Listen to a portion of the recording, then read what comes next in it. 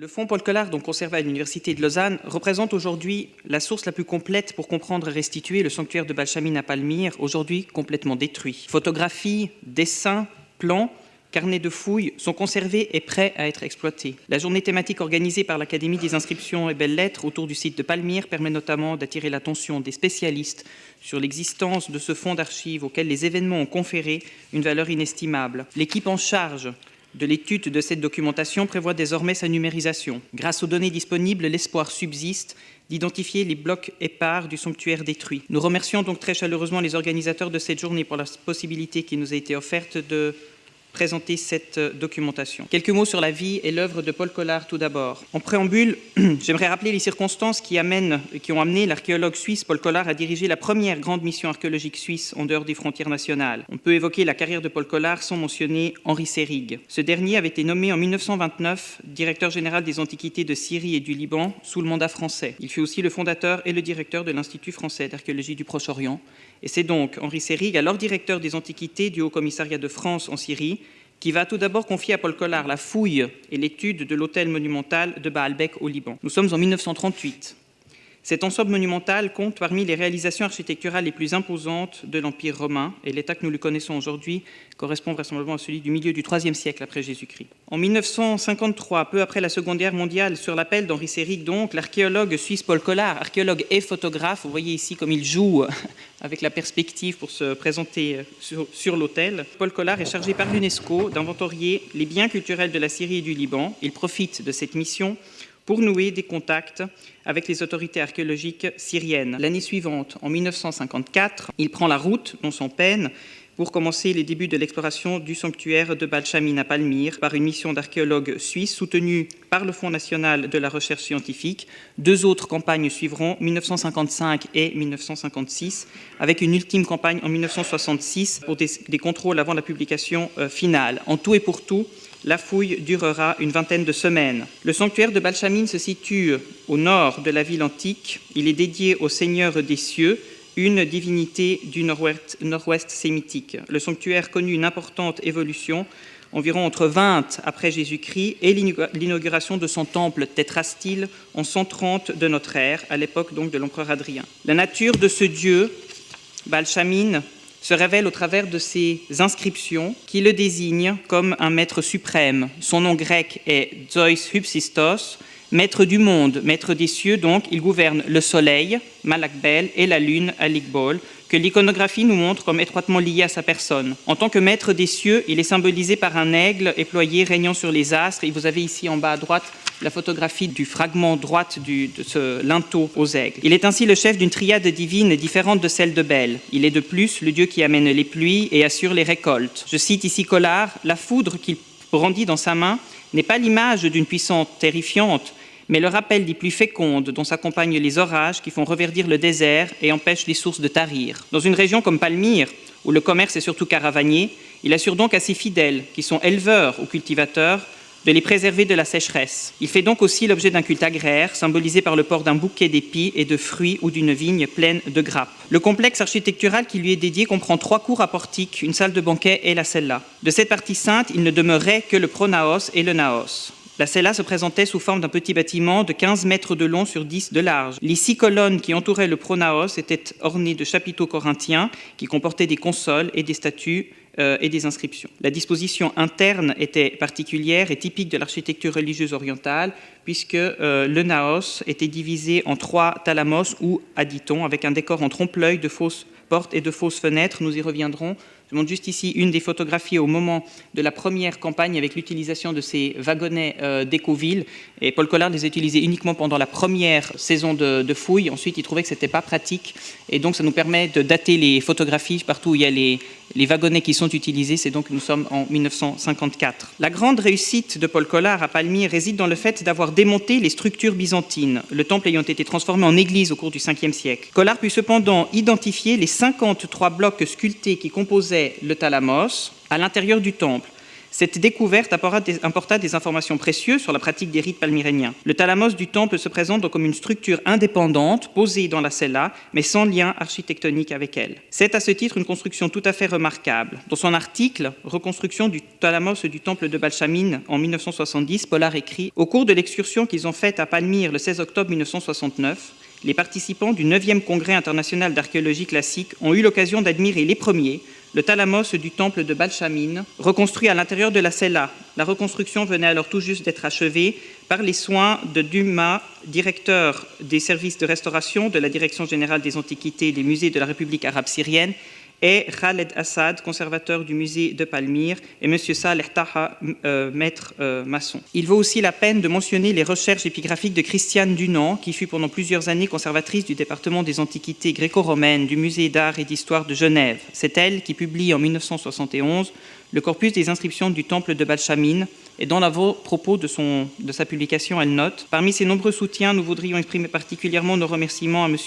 Kako, Serig, Starkey et Milik. Nous n'aurions garde d'oublier non plus l'amicale collaboration des membres de la mission archéologique suisse en Syrie, en particulier celle de Paul Collard, qui a bien voulu se charger de relire les épreuves de Jacques Vicary auquel est dû le plan inséré dans ce volume. » Les fouilles donc se terminent en 1956. Quelques années plus tard, Paul Collard prend la direction de l'Institut suisse de Rome. C'est d'ailleurs à Rome qu'il rédigera les résultats de ces fouilles et que les volumes des fouilles de Palmyre seront publiés dans la collection Bibliotheca Helvetica Romana, donc l'ensemble, les 5 volumes de la publication de la fouille. Il s'agit donc de la publication de l'Institut suisse de Rome. Il retournera encore en Syrie en 1966 avec Vicary et Dunant, soit 10 ans après avoir quitté Palmyre, pour mener une ultime campagne de vérification avant la publication finale. Au début de la publication des fouilles, nous pouvons lire « Le projet d'une exploration archéologique suisse à Palmyre naquit à l'occasion d'une mission d'enquête organisée par l'UNESCO en 1953 à la demande du gouvernement syrien. La mission avait pour nom Syrie, problème de conservation et de mise en valeur des sites et des monuments.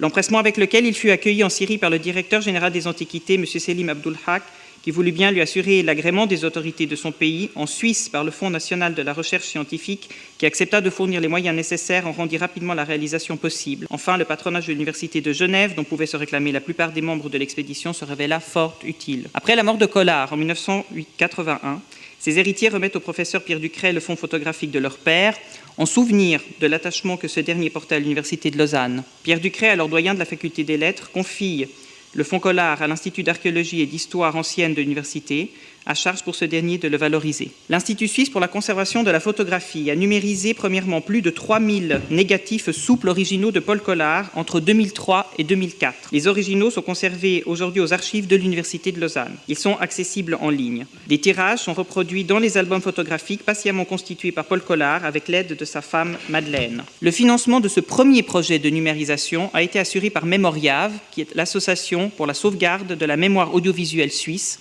avec l'appui de la Confédération helvétique et la collaboration de Jean-Jacques Stram de Unimédia. De 2005 à 2006, nous avons créé une base de données, toujours consultable en ligne, pour les quelques 3000 clichés du fonds Collard. Ces derniers avaient été précédemment inventoriés par Anne Billman, aujourd'hui professeur d'histoire ancienne à l'Université de Lausanne, et notons qu'un choix des meilleures photographies était réuni pour une exposition présentée en Grèce, en France et en Suisse entre 2001 et 2002. Aujourd'hui, l'Université de Lausanne dispose d'une nouvelle base de données qui regroupe divers fonds photographiques, tous conservés à l'Institut d'archéologie et des sciences de l'Antiquité. Intitulée Tirésias, elle donne accès aux photographies de plusieurs archéologues suisses ayant travaillé notamment en Syrie et donc également à Palmyre. Parmi celles-ci, les photographies de Paul Collard occupent une place importante. Depuis la création en 2006 de la base de données en ligne qui permet la consultation des archives photographiques de Paul Collard, les demandes d'utilisation et de reproduction ont été croissantes, provenant de Suisse, d'Italie, de Pologne, des Pays-Bas et de Grèce. Des autorisations de reproduction ont été délivrées par exemple pour la mission polonaise qui a fouillé Palmyre et pour le département d'archéologie de l'Université de Groningen. Enfin,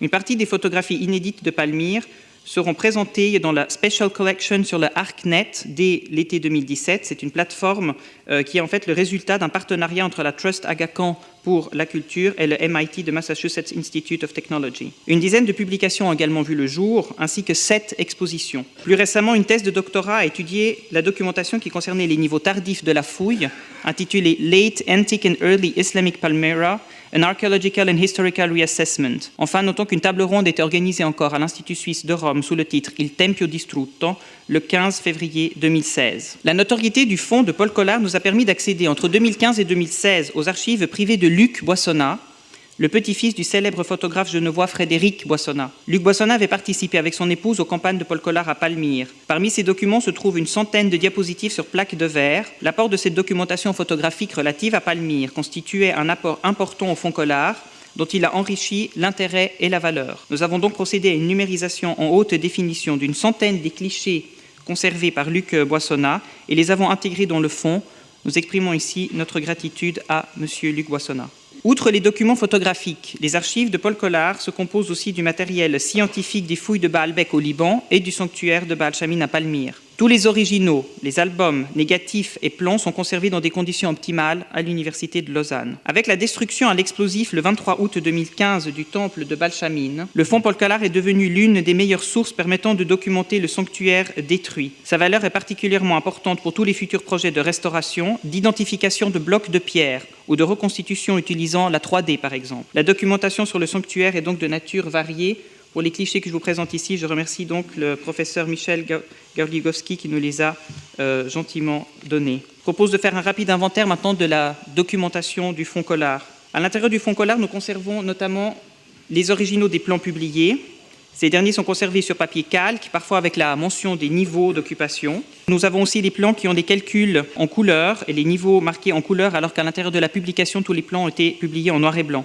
Nous avons des plans inédits également qui concernent la structure de l'abside avec l'autel placé devant les temples. Et inédits sont également les temples de l'ensemble du sanctuaire avec ou sans carroyage. Une série de dessins reproduit enfin le dallage de la cella et l'entrée de cet espace. Concernant le thálamos, nous conservons les plans des structures byzantines avant le démantèlement pour sa reconstitution.